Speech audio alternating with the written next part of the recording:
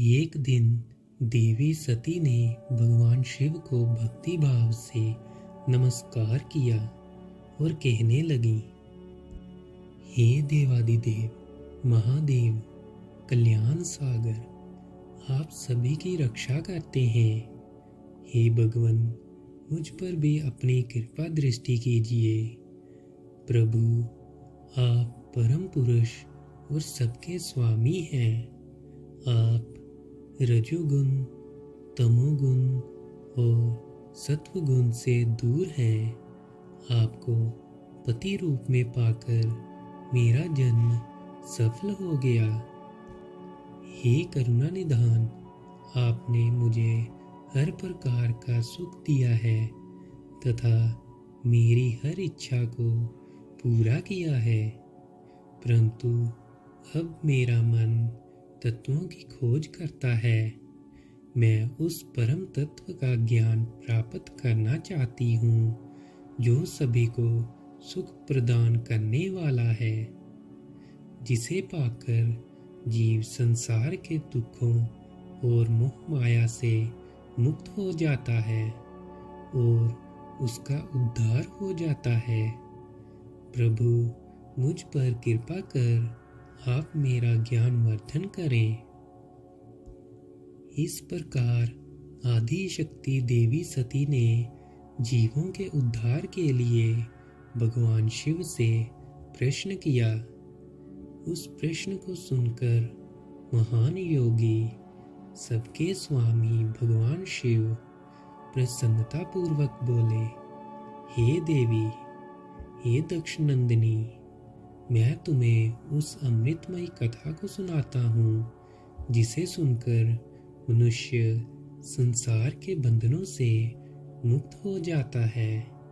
यही वह परम तत्व विज्ञान है जिसके उदय होने से मेरा ब्रह्म स्वरूप है। ज्ञान प्राप्त करने पर उस विज्ञानी पुरुष की बुद्धि शुद्ध हो जाती है। उस विज्ञान की माता मेरी भक्ति है। ये भोग और मोक्ष रूप को प्रदान करती है। भक्ति और ज्ञान सदा सुख प्रदान करता है।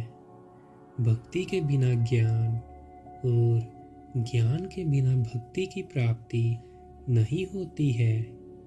हे देवी, मैं सदा अपने भक्तों के अधीन हूँ।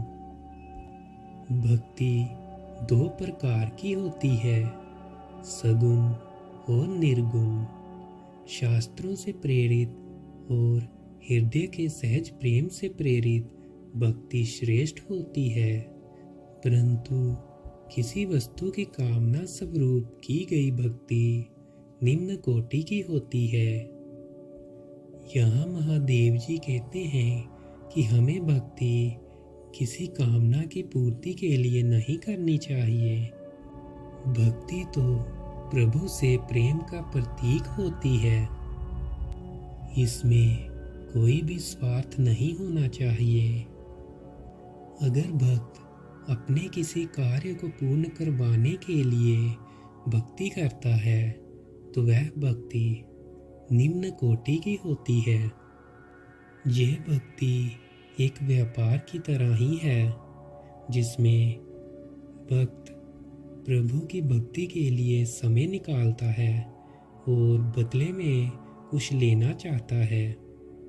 इस भक्ति में भक्त का मन सदा उस वस्तु में लगा रहेगा जिसकी वो कामना कर रहा है, जिसके कारण उसके मन में प्रभु के प्रति श्रद्धा भाव की कमी होगी।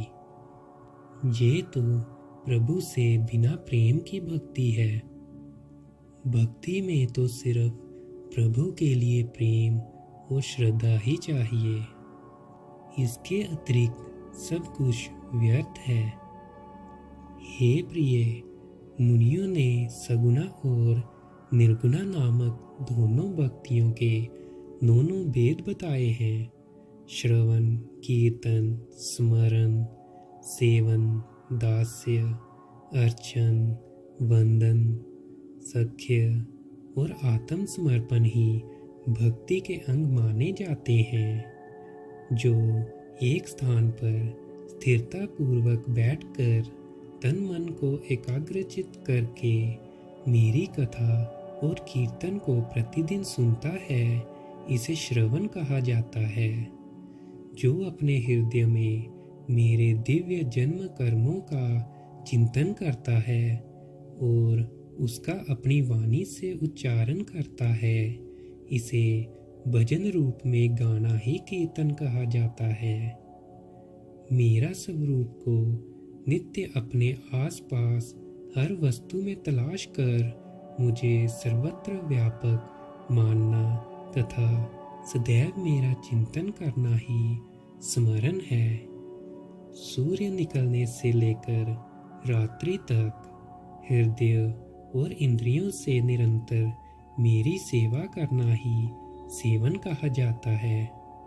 स्वयं को प्रभु का किंकर समझकर अपने हृदय मर्त के भोग से भगवान का स्मरण दास्य कहा जाता है।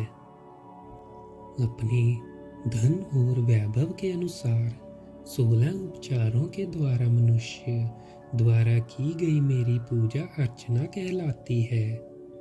मन, ध्यान और वाणी से मंत्रों का उच्चारण करते हुए इष्ट देव को नमस्कार करना वंदन कहा जाता है।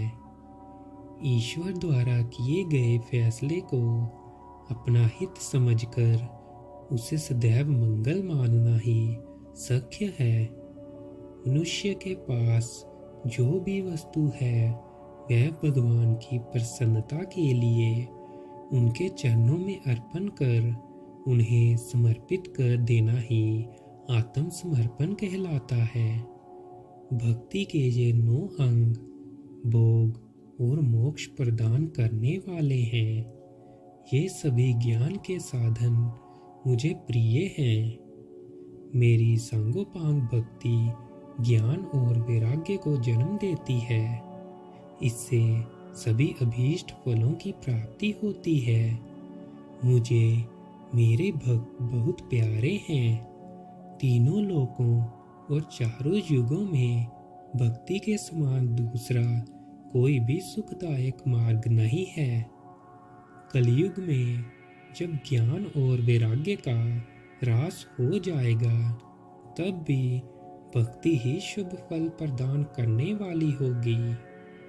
मैं सदा ही अपने भक्तों के वश में रहता हूँ। मैं अपने भक्तों की विपरीत परिस्थिति में सदैव सहायता करता हूँ और उसके सभी कष्टों को दूर करता हूँ। मैं अपने भक्तों का रक्षक हूँ। देवी सती को भक्त और भक्ति का महत्व सुनकर बहुत प्रसन्नता हुई। उन्होंने भगवान शिव को प्रणाम किया और पुनः शास्त्रों के बारे में पूछा। वे जानना चाहती थीं कि सभी जीवों का उद्धार करने वाला, उन्हें सुख प्रदान करने वाला, सभी साधनों का प्रतिपादक शास्त्र कौन सा है। वे ऐसे शास्त्र का महात्म्य सुनना चाहती थीं। सती का प्रश्न सुनकर शिवजी ने प्रसन्नतापूर्वक सब शास्त्रों के विषय में देवी सती को बताया। महादेव ने 5 अंगों सहित तंत्र शास्त्र, यंत्र शास्त्र तथा सभी देवेश्वरों की महिमा का वर्णन किया। उन्होंने इतिहास की कथा भी सुनाई। इस प्रकार महादेव जी कहते हैं कि भक्ति ही मोक्ष का द्वार है। भक्ति बिना मोक्ष संभव नहीं है। जिस मनुष्य के मन में सच्ची भक्ति होगी, उसे बाहरी ज्ञान की आवश्यकता नहीं होती।